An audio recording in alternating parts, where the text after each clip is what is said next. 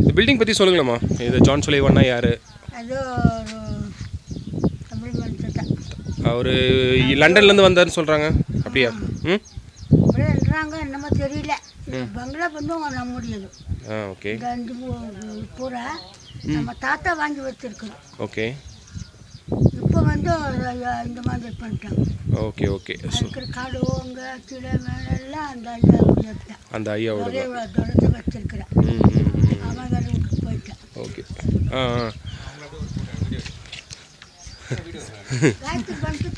Okay, இவங்க தான் நம்மளை வந்து கைட் பண்ண போகிறாங்க டு கண்ணேரி முக்கு ஜான் சுலைவான் பங்களா.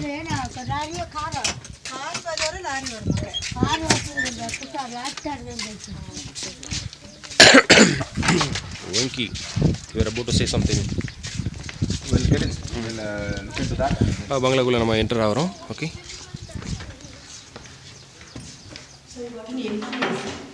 என்ட்ரி இருக்குங்க.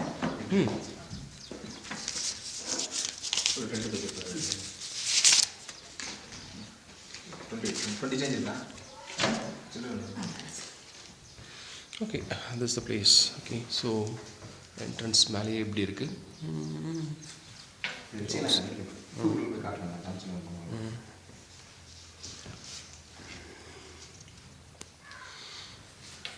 அவரோட மெமோரியல், அவரோட பொருள்லாம் வச்சுருக்காங்க. Let's see one by one. I think he is a person, John Sullivan. Okay.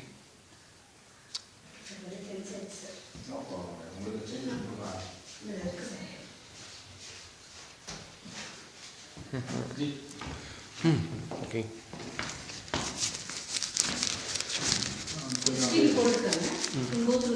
Okay. So say something about this place. Okay. Let's start from this. Okay. Who is John Sullivan? ஒரு நிமிஷம் Venky.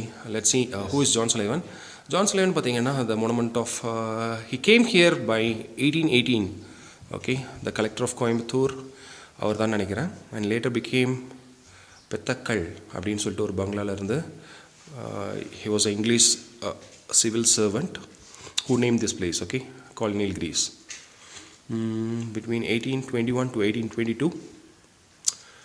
Okay, அவர் நிறைய அச்சீவ்மெண்ட்லாம் பண்ணியிருக்காரு. It's been always intimately associated with the early growth of this district. So it says that the growth of this district, the New Greece, lies on his hands. Like he is the one who always, he is the one who